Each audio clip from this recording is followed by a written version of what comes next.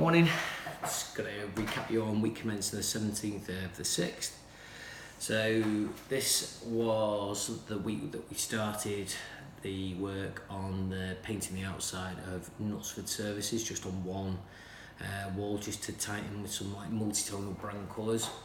It was a bit of a funny one because we had to make sure that the paint was done obviously when it was dry, and the weather was quite showery for all week, and that meant that Rob, who was going to be on the team, we had to juggle him around covering for Sherry on driving and also for painting as well. So that was underlines the importance of having casual casual staff who can fill in to make sure that the numbers are right where they need to. The numbers in the business are there when we need them to be. So yeah, it was good. They had the first pay-per-click inquiries that came direct through signs, which was good. So that's people who have saw our ad on Google and clicked through for it. And one of the ones was quite interesting actually. They wanted a price for some replica road signs and also some street signs as well, which means that from an external customer's point of view, they do see us as a true signage company, because it's not something that we were specifically advertising on the site per se, but it still didn't stop them asking for it. There was another chap who wanted an A5 plastic engraved sign, and it ended up, by the time you'd costed up everything including VAT, it was about 55 quid, which is I would classify as a crazy sum of money really. And yeah, he was just about to place the order. I'd set up all the invoice templates for it to go out directly as a signs job, and then I don't know, obviously must have had a better price back from somebody, or else would cancel the order, which is fine. But it just shows that that the pay-per-click is working, and that's I suppose that's the most important thing really. I took some time out to book an appointment at the doctor's for this hernia problem that I've got. Doctors are great really, although if I wanted to go in as emergency on the particular day, then they would have got me in, but as it was, I just decided to take the earliest appointment. That's usually like a 2-week wait, so I've got 2-week wait now till I get to talk to them about that. Tuesday the 18th is actually my son's birthday, my oldest son's birthday. Something that's a bit nutty, and something that I'm glad that I did. I wore the same t-shirt to both my sons, and I kept that t-shirt, and then every year that it's their birthday, certainly for as long as I can remember, I always put the t-shirt on, only for that just one day. Or in fact, it's not even for that one day, it's just literally for the time when we see them in the morning and like do the presents and what have you. It's all a bit crazy really, because we even let the dogs upstairs, and they never ever really come upstairs, because they would just literally wreck the place and just leave more hair everywhere. And so he had, for his 16th, we actually bought him a bike, because the other bike that he had since I'm not sure when actually, but it's absolutely battered. One of the brakes doesn't work, the gears are shot to pieces. So yeah, that is it's good. It means that obviously then he can travel quite a lot further. So on Wednesday, we spent some time out in the offices just working out some new procedures within the actual physical print room itself, and how we can kind of like analyse the costs and put as much work through there as we can. It's like different change in the way that it's being managed, in terms of it's going to be the same person who manages the actual kind of like production side of things and client handling side, as oversees the jobs going through the print room. And the good thing about that is that they'll have an understanding of the priority of what's the most important thing to do at the particular time, and also have a view on, you know, the ramifications of doing it in-house versus getting it done out. So that was good. Wednesday I went down. There's been a guy I've been in contact with over buying some new phone numbers that are 24/7 ones, and it's quite a normal thing for these people to contact you directly via text. And it came through and picked the numbers, agreed the cost and what have you, sent over the numbers. Then he started going, okay, well, I need some more money to put some money on the SIM. So I was like, yeah, it sounds feasible, but I don't like the sound of it. So I paid for one of the SIMs and just said, okay, well, I need the pack codes before doing the other one. So he gave me what was a pack number, is like a code that allows you to transfer one number to another. And when I then decided to then go down to Vodafone and get them to check the numbers and the pack codes, sure enough, they didn't match. So basically this person's scammed me. So I got back in touch with them, and he then came up with some cockamamie story about the SIM the SIM number had expired or something along those lines, which I don't believe that for one particular minute. And then proceeded to offer me some other numbers that, you know, relatively nice numbers. So I think it was something like 247999, but ultimately that's, you know, I can get them from anywhere. The ones that I wanted were 24/7 numbers. So asked him for a refund, and he just basically said no, he's got no money and all the rest of it. So then it's really just a question now. I'm going to pursue this person to the ends of the earth, and with all the spare time that I've got, which isn't very much, to be able to track this guy down and get him to give me a refund, because what he's doing is he may be offering me something else, but it's not the same. So yeah, just need to track him down. Thursday was one-to-ones day, or the start of one-to-ones within the business. So I had the office in the meeting room of the business centre, and had the one-to-ones there. So that's basically where everybody within the business gets to spend some time, and we just basically talk about everything from potentially what might be going on in the personal life to what's going on in work, any concerns that they had, ideas for Witend, that kind of thing.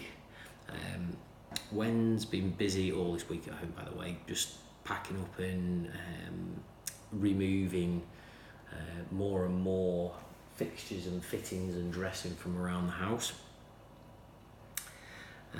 On the Wednesday, the last bit of sorry, I forgot to mention the last bit of was it on Thursday? I think it was Wednesday, yeah.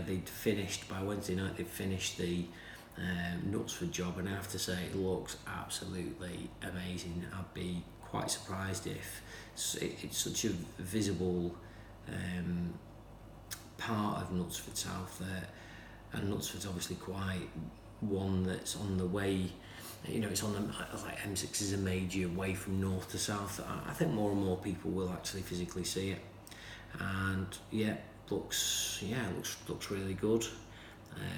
We've also got another big job on at the minute at Seven View, where it's been spruced up, shall we say. So there was a lot of organisation to do with that, including cleaning signs, straightening signs, replacing signs. So yeah, that all looks good. So, back to the Thursday, like one-to-ones. That, it's quite interesting. It's quite a lot of time people say they don't want one, haven't got anything to say, but then when you sit them down in the office and you get talking with them, it usually doesn't take that long until they decide that they are going to tell you what is on their mind. Some people would question whether it's a good use of time or not. I would say it's a very good use of time, because if somebody's got a problem about something, then it gives them an opportunity to talk to you about it, and sometimes to be able to not so much but kind of give people feedback and just try and adjust maybe the behaviour, or give them tips and hints to try and help them integrate better. Thursday was also the day that the NAS backup was doing, so we already have a mirror server that's here off site, just in case the business centre went on fire. There's an exact copy of everything that's on the server, runs in sync with it. And now we've also got a NAS server which backs up the studio drive, which is a separate data set, and it backs up the main server as well. But on this particular one, it goes through a piece of software which protects us from any kind of ransomware or backups, and it means that we could restore any of the data that potentially could get encrypted. So that sounds not very important, but if you think that we're a company that's purely electronically based, and if somebody pretty much locks us out of things, then we like any other company would be in a very difficult position. Friday morning, I did a couple more one-to-ones for people who were out of the business on Thursday, because I didn't really get a chance to finish them all. There's no time limit for a one-to-one. Some people are quick, some people take a little bit longer depending on what we're talking about. Friday was also bring dogs into work day, which I said that was particularly, that was fine for people to do. I think Dan had brought one in, Emily brought one in, and in the afternoon Lee Cabman brought his dog in. And it's nice to see that you can have a dog around the office without it being too much of a distraction. Obviously you do get that initial novelty factor of having a dog, but I could certainly see a point in time where if we did have a dog within the agency, I actually don't think it would be a bad thing. I think the benefits would outweigh the negatives. Although I do think when Dan Bird had Gus in, which is his dog, there are some dogs that are more needed than others, and I think that's the thing. So Gus's dog was putting his arm on Dan's mouse arm just because it just needed to be that close to him. And the girls we have are, they're very independent. They like their own space. They'll come and see you when you want a fuss, but it's not particularly very often. But I don't know, that maybe could be schnauzers, but I believe male dogs, which is what Wend wants, I think, more than anything else. They're a lot more needy than other dogs, and they will, I think, chances are they will, I think they will need a bit more, they will be a bit more needy and a bit more needing to be close to you. Anyway, we'll see how that goes. Friday, I also then, after when Bev had let the bank know about the people scamming us on the phones, but they said it was kind of like a police matter, so I spent a lot of Friday afternoon ringing the fraud line amongst other places, and then because I actually had this guy's bank account number and sort code, I actually rang his bank up and went through to the fraud department and reported him directly to his own bank. So I am completely determined to try and see this through. Apparently it's going to take, our bank is now going to contact theirs and request them for the money to be returned, and this process can take up to 20 days, something along those lines, to resolve. 20 working days, so that's 4 weeks. So I'll have to put some kind of a reminder on my Google Calendar about that, I would say. Saturday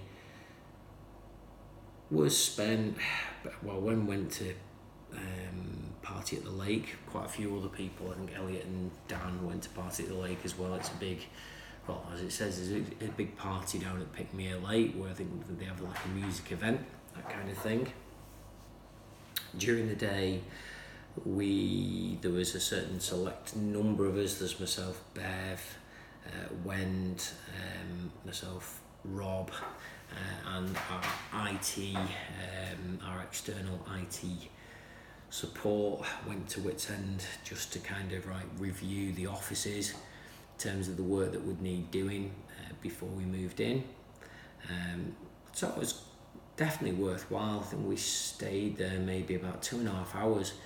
So much so to the point where the owner Leslie came back, so I was able to chat to her for a bit, and we, after much deliberation, I think Rob had decided that the mower that they've got at the place at the particular time is actually suitable for us to do the job in terms of mowing all the grass, and there is a fair amount of grass there.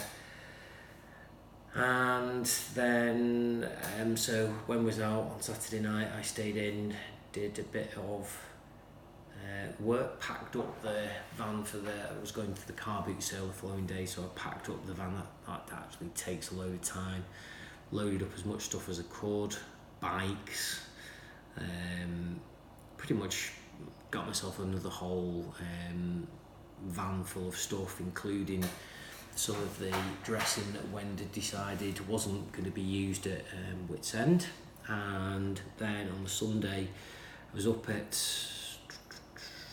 6. Yeah, I think up at 6, and got ready, and then was at the car boot sale for 7. But I have to say, the place was even rammed even before 7. So even as you're kind of unpacking stuff from the van, there are people hanging around there, looking to buy gear off you. Well, gear sounds like some kind of drugs, but just any stuff that you had. So right off as soon as I getting the stuff out of the van, the bikes went literally immediately. For some reason or other, I don't know who's selling the bikes, but ultimately they take up a lot of room and they're no longer any use to us. So they went quickly. Things like the coat stands went quickly, which is a bit mad, really. And then came back. I think came back about 2 o'clock, something like that. Had a McDonald's on the way home, just a little Happy Meal, just to give me just some treat food, and then clean the house. I must admit, all the current pressure and stress and strain has meant that I have reverted back to type on my comfort eating. So I've been really bad these days and just eating piles and piles of chocolate. I actually put it down to the chocolate oranges. I think what happens is I have a couple of pieces, then I get a taste for it, then I need more, then I need more and more and more, and it just doesn't really stop after that. On Sunday night, I finally managed to get some kind of a turnaround on that, where instead of turning to a chocolate bar, I'll just pour myself some flavoured fizzy water, which kind of ticks off my need for having something sweet after I've had a savoury meal. And then obviously only drinking water, so that's I think that's definitely going to be the way for me to curb it. Sunday night, when I was watching Game of Thrones, I had another little, not an episode, but I was definitely more aware of my hernia thing. It was to the point where I had I think I had my feet up on the couch, stretched out, and I was watching. Did I drop something? I think what I was doing was trying to reach forward with the wrapper from the ice cream and put it on the table, and then I definitely just felt a twinge on it. So it's clearly something that's going to be an ongoing problem, and I do need to be aware of just being mindful, really, and just not to do too much in the way of stretching. Although how that's going to play out when we move, I've literally no idea. Also, one of the other funny things when we move, we're going to have to train Rob so that he has training in terms of using a chainsaw, just so we know that he's completely safe. And yeah, that's pretty much it. We're just going to continue now in this phase of selling things. We've got a couple of weeks now where we're about 3 weeks away from the move. It's the 25th today, and we move on the 15th. So yeah, we've got about 3 weeks, one of which Wendy's away on a holiday. So it really is, things are beginning to close in ever quick. One of the things that has become pretty obvious to me is that the office, fitting everything in that we need to fit in, is going to be pretty tight in terms of in terms of the number of desks and the space that we've got in there. And that basically means that we're going to have to make sure that the bespoke desks are made, because they are more efficient in terms of space, and they're more in keeping with the actual building that it's in as well. That's the other thing to say. So yeah, I'm going to do that. The other thing we need to do definitely before we come in is to get the place actually cleaned out, because like the floors are quite, I don't know, they feel like they seem quite greasy and what have you, so all that's going to need to be done. Loads of other stuff, redirecting mail. So when did I working on that off a Trello list, and just trying to do like a top 10 list of, keep everything on a list, but put like a top 10 list of things that almost need to be done immediately, and tagging each other one, or allocating those jobs to us all. Just need to basically keep chipping away, and eventually I'm sure, inevitably we're going to get there. One of the good things is Leslie's confirmed that she's kind of moving out the weekend before, so at least the good thing is that when we move in, the house, the house and stables will be empty, and she'll be out of there before we move in. So yeah, onwards to the next week. Thanks for listening. Cheers then.